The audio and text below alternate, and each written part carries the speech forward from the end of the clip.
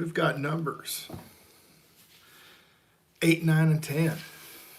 Numbers 8, 9, and 10.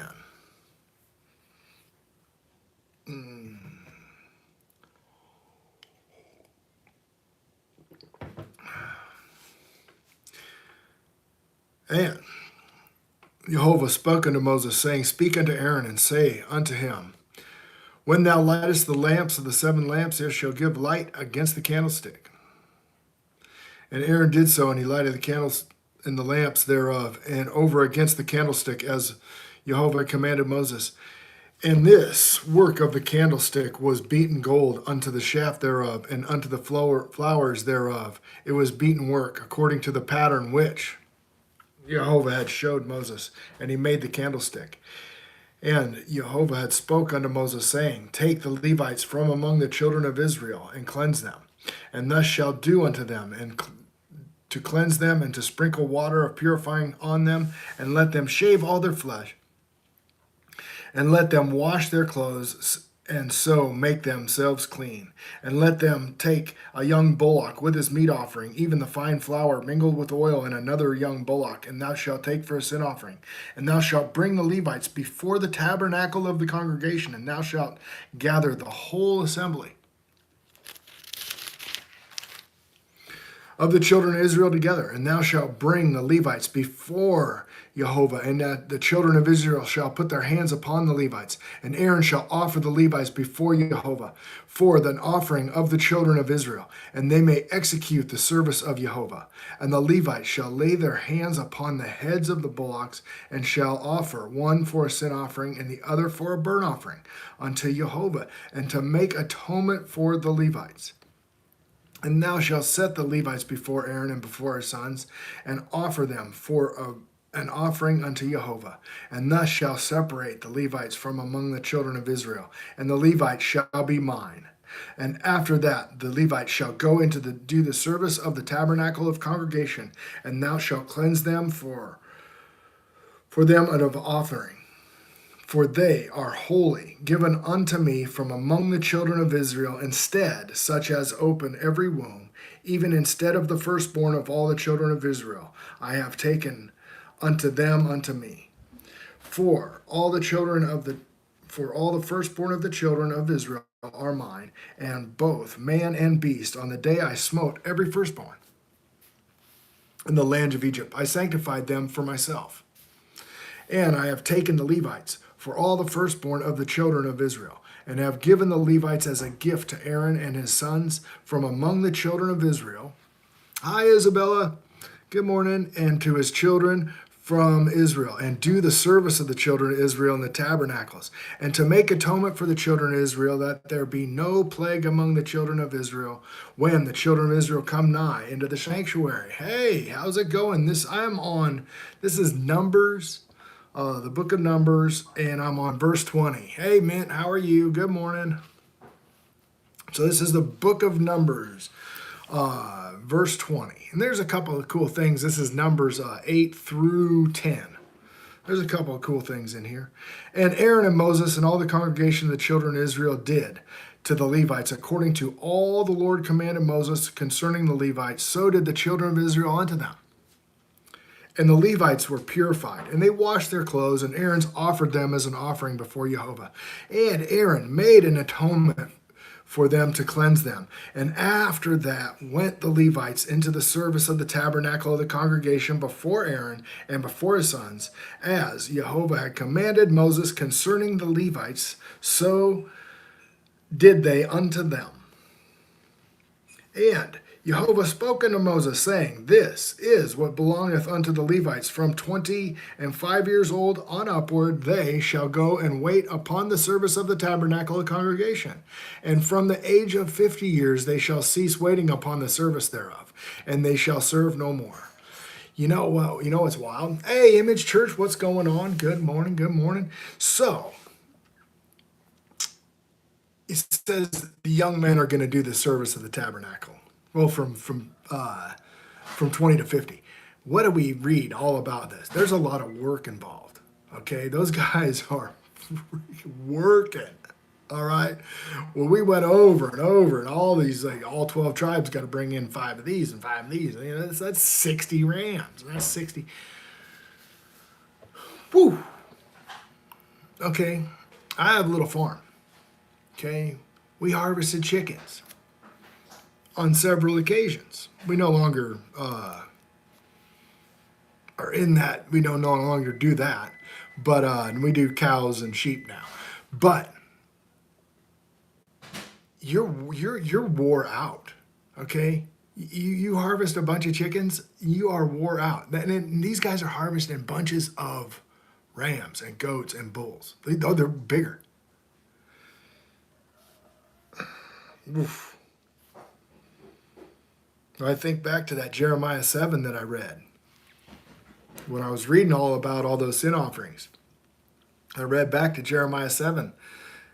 Read Jeremiah 7, 22 through about 27 or so. Wasn't supposed to be, people. We were just supposed to listen to him. The whole time we were just supposed to listen. And Jehovah spoke unto Moses in the wilderness. This is chapter 9. This is chapter 9. Okay, and Jehovah spoke unto Moses in the wilderness of Sinai in the first month of the second year, where they come out of the land of Egypt, saying, let the children of Israel also keep the Passover at the appointed season. In the 14th day of this month, that'd be the month of Abib. Yeah, man. Yeah. Even ye shall keep in his appointed season, according to all the rites of it, and according to all the ceremonies of it, ye shall keep it. All right. Let me reread that right there. 9, verse 3. In the 14th day of this month. Okay. He's jumbled up the calendar. Okay, he's the month of Abib. The Jews don't even do month of Abib anymore. They call it something different now. And in the 14th day of this month, even at ye shall keep the appointed season, and according to all the rites of it. Okay, and according to all the ceremonies thereof, ye shall keep it. Okay, I was doing the Passover for a couple years. When I started I started reading about it, like, hey, these are appointed times, and this is what we're supposed to be doing, not our man-made traditions. We're supposed to be doing these. Well, a couple years later, I read about how we were supposed to do them when we're in the land, how we're supposed to do them when it's actually in Jerusalem. It's like, oh, wow, that's Deuteronomy 12, okay? Then this right here. Ye shall, according to all the rites of it and according to all the ceremonies. Well, guess what? I don't know how to do any of that. I don't know how to do any of it. All right? We would go out and we would get lamb. We would just buy like a part of a lamb, okay? Like a half a lamb, or if you don't have enough people to eat the whole lamb, and a year-old lamb is pretty big, okay? And if you don't have enough people to eat the whole thing, you're supposed to bring the neighbors over to eat it, okay? You're not supposed to break the bones, okay? We're buying a part of the lamb. We're not doing it right. What I'm saying is we're not doing it right, okay? We're not doing it right. We haven't cleansed our land, okay? There's a whole bunch of rules before you just go and start doing this stuff. This is book Numbers. This is the book of Numbers. I'm in chapter 9 right now. I just read verse 3.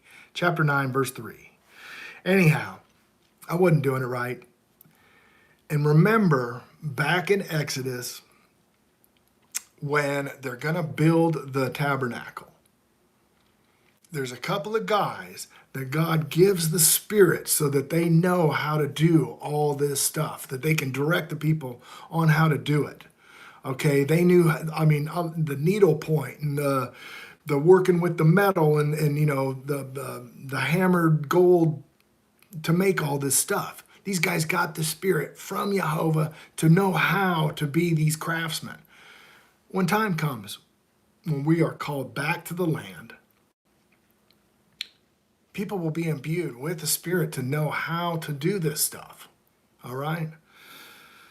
So, when you come into the truth and you go, oh, wow, we're doing it wrong. All of our man-made traditions are pagan and we shouldn't be doing those ones.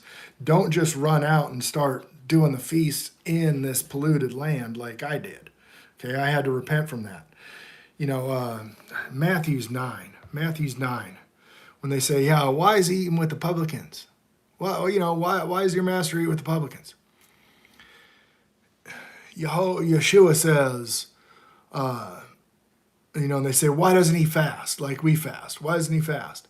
And he says, oh, my people don't fast when the bridegroom is here. My people will fast when the bridegroom is gone. Okay? And then Daniel 10, verse 4. Daniel is in Babylon. He is not doing the Passover. During the month of Abib, he fasts. That's where we get that Daniel fast from, guys. Okay, so here's verse 4. Moses spake unto the children of Israel that they should keep the Passover. And they kept the Passover on the 14th day of the first month at even the wilderness of Sinai. According to all that Moses commanded them, so did the children of Israel. And guess where they were? They had the tabernacle right there with them. Okay? These guys had the tabernacle. So that was where Jehovah put his name. And there were certain men who were defiled by the dead of the body of a man, and that they could not keep the Passover on that day. And they came before Moses and Aaron on that day. Okay, so these guys probably they had to deal with the dead body, and so they were unclean. And those men said unto him, we were defiled by the dead body of a man, therefore we were kept back. And they made an offering of Jehovah in the appointed season among the children of Israel. So they were not able to keep the feast. And Moses said unto them, stand still, I will hear what Jehovah will command concerning you. Guess what? Moses is taking it to the Father. Moses is our intercessor because there's a special situation. A special situation here. And Moses spake unto Jehovah, saying, speak unto the children of Israel, saying, if any man of you or your posterity shall be unclean by reason of a dead body, or be in your journey afar off, yet he shall keep the Passover unto Jehovah. Okay. But he's too far. He can't get back in time. The 14th day of the second month at night, they shall keep it, and even with unleavened bread and with the bitter herbs. Okay, so there you go. Now the people, they keep it now on whatever calendar they want, and they make up this whenever it is, and some people do it now, and some people do it here, and okay, they're not speaking as one man. When we're supposed to do this stuff, when we're brought back to the land, his people will know what day to do it, will know what time to do it, okay? He made provisions for these people to get back to be able to do it, okay? They shall leave none of it until the morning, nor break any bone of it, okay? So if I went out and I bought a rack of lamb to do the Passover, that's a no-go. According to all the ordinances of the Passover, they shall keep it. I was profane in the Passover. I was totally profane in the Passover. I repent right now. I repent to all you guys that are watching right now.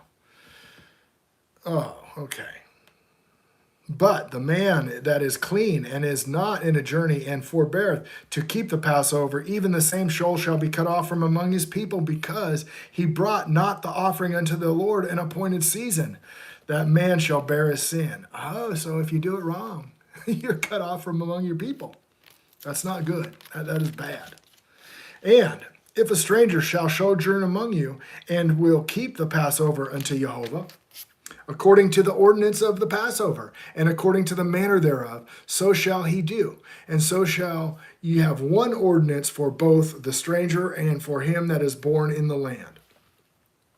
And on the day the tabernacle was reared up, and the cloud covered the tabernacle, namely the tent of testimony. And even it was upon the tabernacle, as it were appearance of fire, until the morning.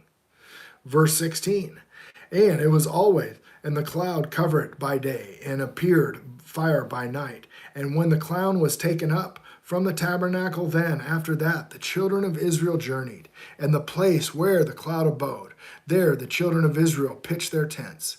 And at the commandment of Jehovah, the children of Israel journeyed, and at the commandment of Jehovah they pitched. And as long as the cloud abode above the tabernacle, they rested in their tents. And when the cloud tarried long upon the tabernacle many days, the children of Israel kept charge of Jehovah and journeyed not. And so it was that when the cloud was a few days upon the tabernacle, according to the commandment of Jehovah, they abode in their tents, and according to the commandment of Jehovah, they journeyed. So when God told them to journey, they journeyed. When they told them not, they didn't. And so it was when the cloud abode from even unto morning, that the cloud was taken up in the morning, and they journeyed. Whether it was by day or by night, that cloud was taken up, they journeyed. Whether it was 2 days or a month or a year, that cloud tarried upon the tabernacle.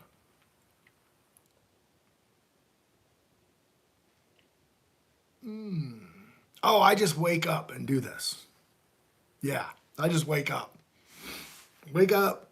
This is the Bible in your pajamas. So and the commandment of the Lord, they rested in the tents, and the commandment of Jehovah, they journeyed. They kept charge of Jehovah at the commandment of Jehovah, and by the hand of Moses. So that is chapter 9. Here is chapter 10.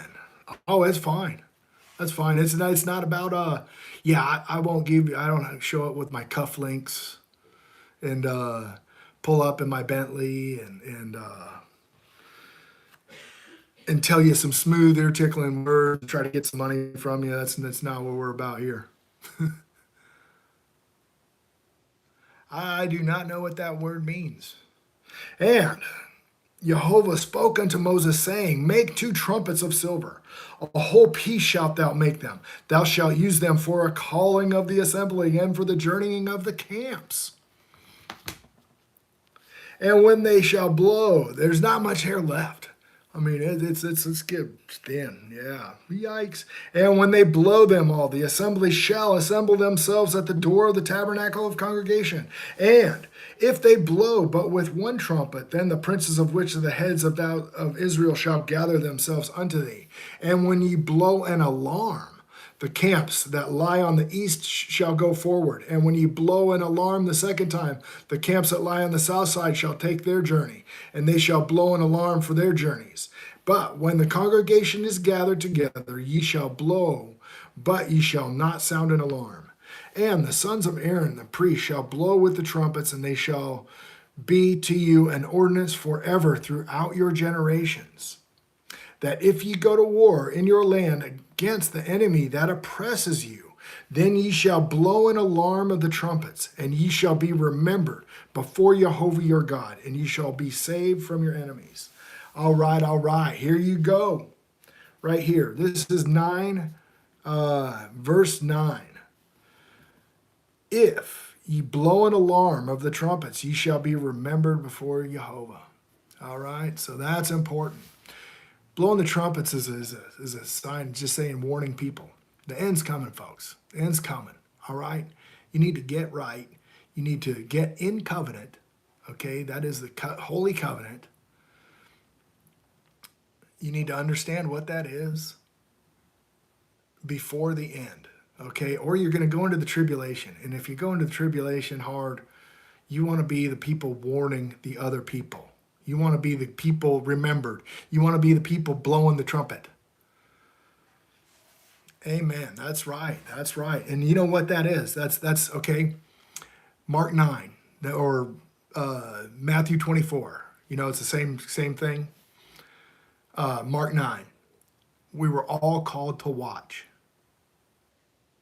We're all called to watch. He says, I call one, I call all, watch. That's the end of Mark 13, I think. Okay? Go to Ezekiel 3, your homework today, Image Church, and everybody. The homework for today. Read Ezekiel 3 and Ezekiel 33 and find out what watchers are supposed to do. Watchers are supposed to be blowing the alarm. Okay? Right here. You want to be remembered by Jehovah as somebody who is blowing the alarm. And that is telling people to get in covenant.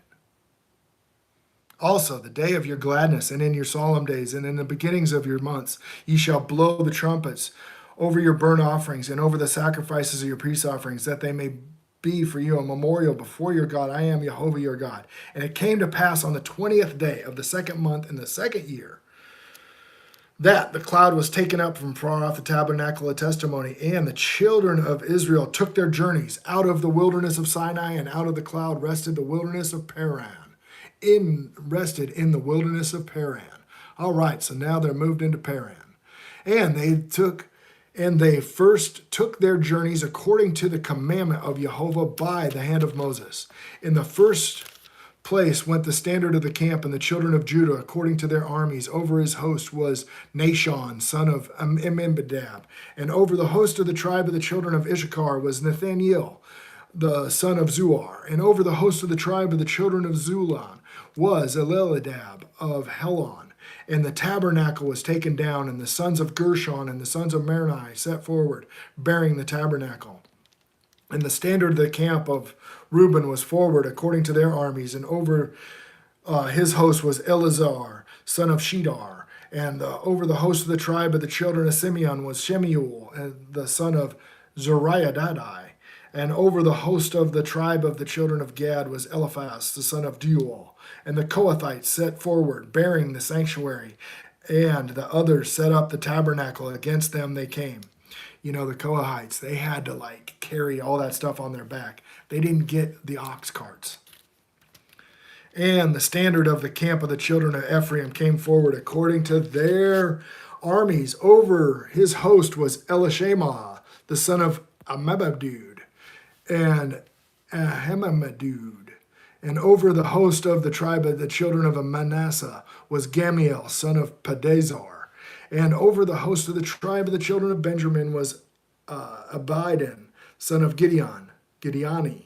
And over the standard of the camp of the children of Dan set forward, which was all rearward of the camps throughout the host. Over his host was Azar, son of Amashadai. And over the host of the tribe of the children of Asher was Pagiel, son of Ochran. And over the host of the tribe of the children of Naphtali was Ahira, the son of Enan. Thus were the journeyings of the children of Israel, according to their armies, when they set forward. And Moses unto Hobab, the son of Raguel, the Midianite, Moses' father-in-law. Okay. And Moses said unto Hobab, son of Reuel, the Midianite, Moses' father-in-law, we are journeying into the place of which Jehovah said, I will give you it. Come thou with us, and we will do thee good, for Jehovah has spoken good concerning Israel. And he said unto him, I will not go, but I will depart to mine own land and to my kindred. And he said, leave us not, for I pray thee, and so for much thou knowest how we are to encamp in the wilderness, and thou mayest be to us instead of eyes. And it shall be, if thou go with us, yea, it shall be, that thou goodness the Lord shall do unto us, the same he will do unto thee. And they departed from the mount of Jehovah, and the journey 3 days' journey. And the ark of the covenant of Jehovah went before them in 3 days' journey, and to search out the resting place for them. And the cloud of Jehovah was upon them by day, and when they went out of the camp. And it came to pass, when the ark set forward, that Moses said, rise up, Jehovah, let thine enemies be scattered, and let them that hate thee flee before thee. And when it rested, it said, return, O Jehovah, unto many days the thousands of Israel's. All right, so he just spoke to Raguel, the Midianite, Moses' father. He's son of Raguel, the Midianite. Okay? If you follow that lineage of those guys, okay, they end up becoming the Rechabites in Jeremiah 35. And they always sojourned in the land. They never built houses. They always lived in tents because they didn't want to be, they guarded themselves and their children against covetousness by being simple. All right. They also did not drink alcohol because their father, one of the early Rechabite, told them not to drink. You're not to drink alcohol. Okay. That way, they never lowered their guard. They always lived in tents. They lived very simply. God brings them before the brings them into the temple. And Jeremiah said, they put wine in front of them and they don't drink it. And and God said, because they listened to their fathers, they are forever have a place before him. He blessed their entire clan forever. Okay? There's some bad theology out there that says, oh, that's for the Jews. Well, here you go. Here's a group that was journeying with them that was not even part of their tribes. I just read about, we just heard about Manasseh and the tribe of Manasseh and the tribe of Ephraim. Well, they're Israel himself, Israel, Jacob. In Genesis 48, verse 19 says, these guys are going to bless the nations. They're going to become the nations and be blessed. They're going to bless the nations. Okay, so there's some bad theology out there, folks. Anyhow, that's kind of neat. We find that Midianite, Raguel Midianite. It's right here. So it's putting the little pieces together because it's precept upon precept, line upon line. Here a little, there a little. All right? That's how you read the Bible, folks. Anyway, I will talk to you later. This is day 58, Blue Letter Bible app, Bible in a Year. We read it chronologically, so it makes sense. We can stack these things and go, oh, this guy here, we're going to read about them later. All right, cool. I love you guys. Bye-bye.